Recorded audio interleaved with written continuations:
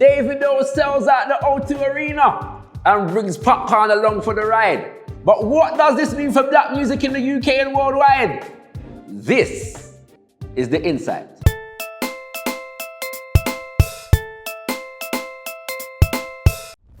This is Defenders Entertainment.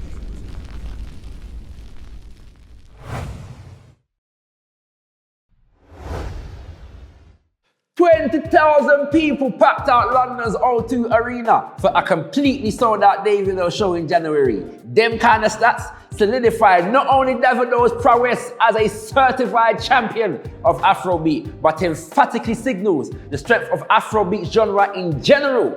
Fam, I wish I was there. Check out the vibes.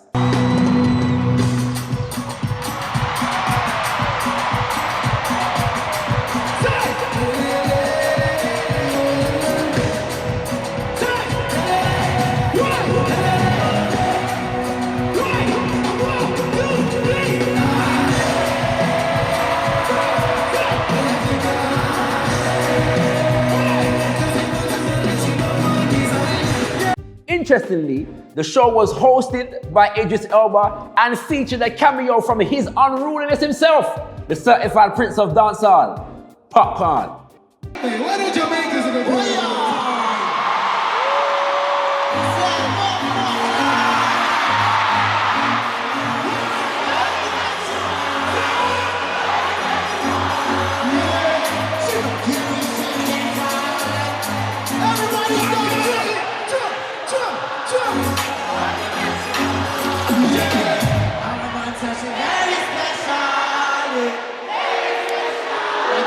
Big shout out and congratulations to the man them. And when you check that clip, the most notable thing is that the crowd is just as loud and head-gone for Popcaan as they were for Davido. It's a sign that the audience for these genres are not too dissimilar, if not basically the same.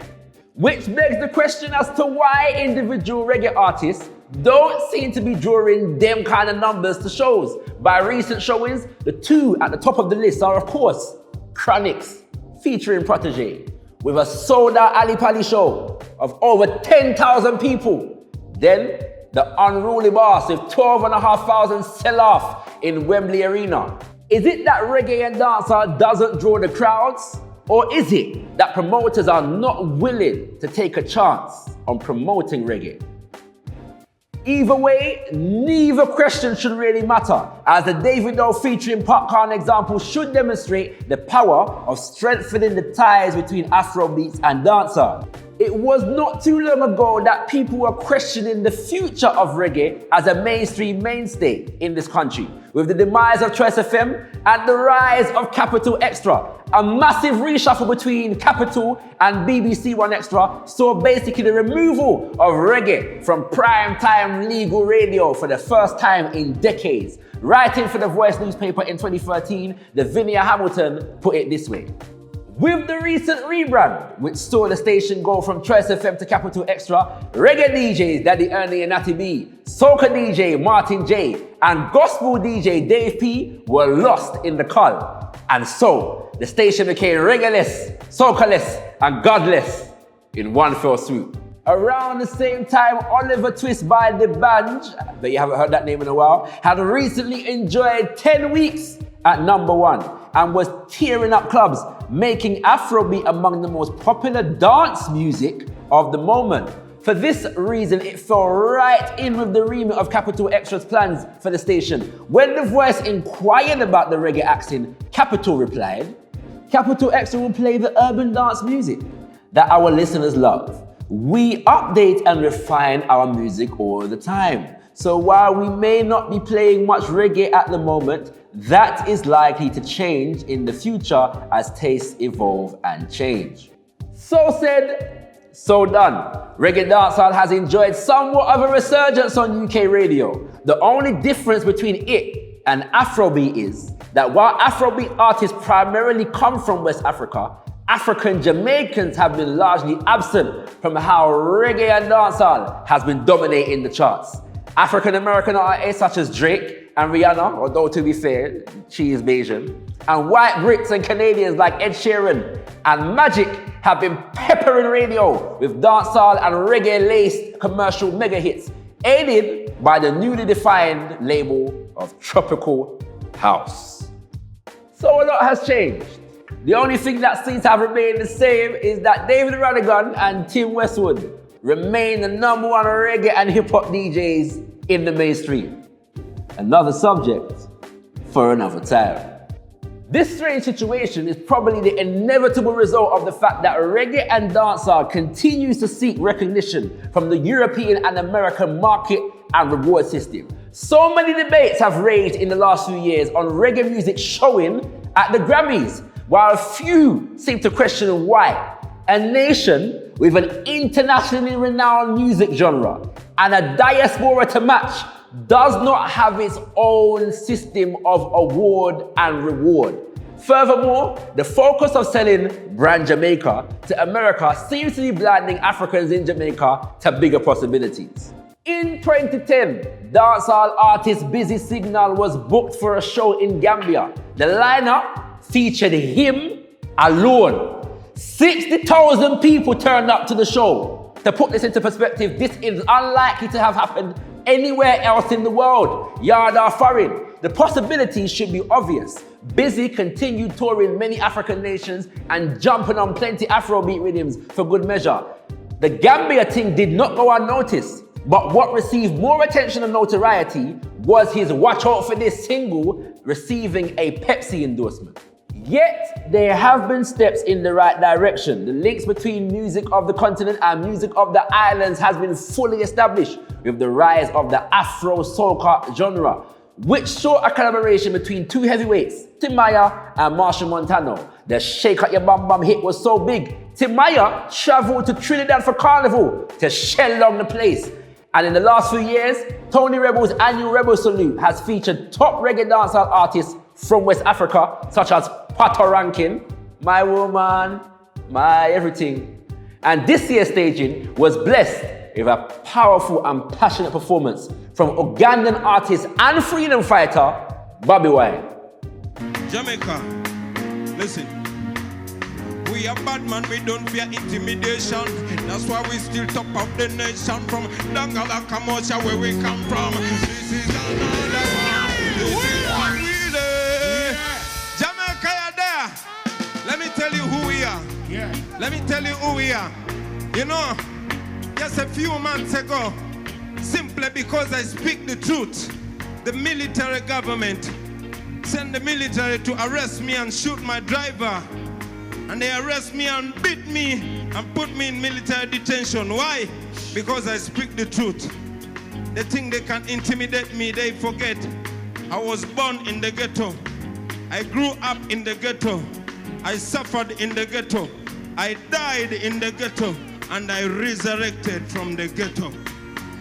So hear me say to them, today as we speak, my music has been banned in Uganda. Today as we speak, all my concerts have been abolished by the government. Today as we speak, I'm not even allowed to attend a public gathering because the government thinks what I'm speaking is poisonous to the mentally enslaved African youth.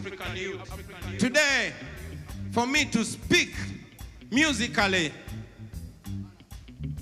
to the masses in Uganda, I have to come and travel for 36 hours to Jamaica to make my point clear. Yeah! But I'm glad. Yes!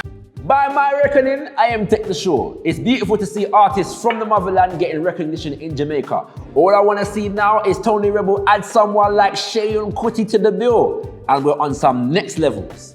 On a personal note, I just got to send a special shout out to Coffee.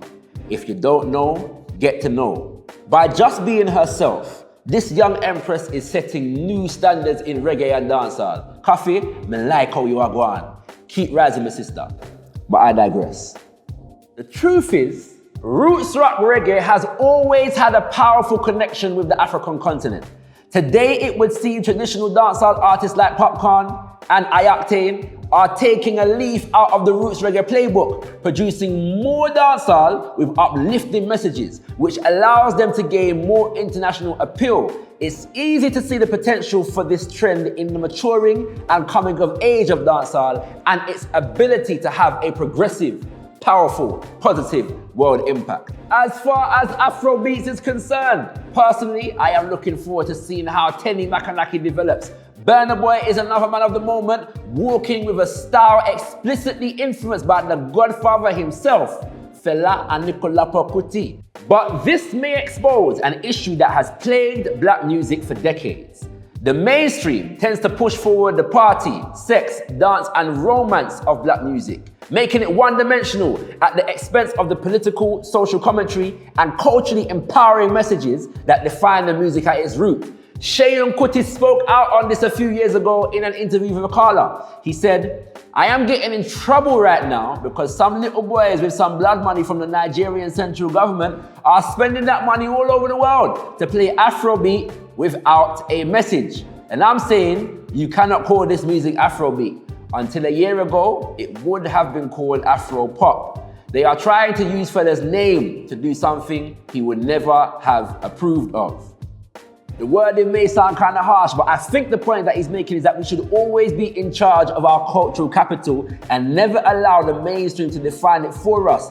This is easily overcome if audiences pay more attention to artists such as Rhymo, whose creative brilliance is matched by his range of subject matter. The example of Bobby Wine clearly demonstrates another level of this connection. Our various expressions of music have the potential to link up our diaspora, not just for creative brilliance and musical ascendancy, but in ways that can have a real impact on our ability to change lives and circumstances around us. Let's wrap this up. The sheer numbers of black people from both the continent and the Caribbean in the UK puts us in a strategic position to be the movers, shakers, and the primary medium that anchors this relationship. Think about it. If 20,000 people can come out to see Davido and show Popcaan so much love, what else can UK blacks achieve based on that foundation? What are the benefits and possibilities for a powerful alliance between Afrobeats and dancehall scene? If the music markets of Black UK, Africa and the Caribbean truly linked up, would we even need the British and American industry to be successful? Those are the questions, and this is the InSight.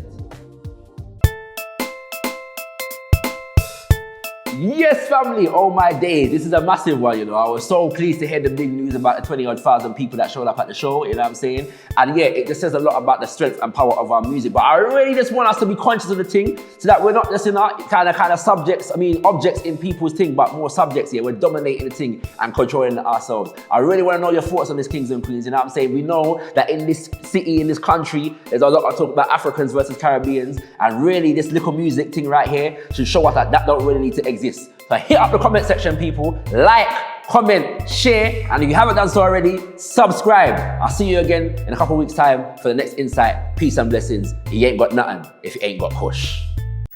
gotKushTV is supported by Better Marketing Mastery, Defenders Entertainment, The Hidden Science Academy, Black History Walks, Centre of Pan-African Thought, the Manhood Academy for Boys, the Al-Kebilan Revivalist Movement, and Marifa Circle.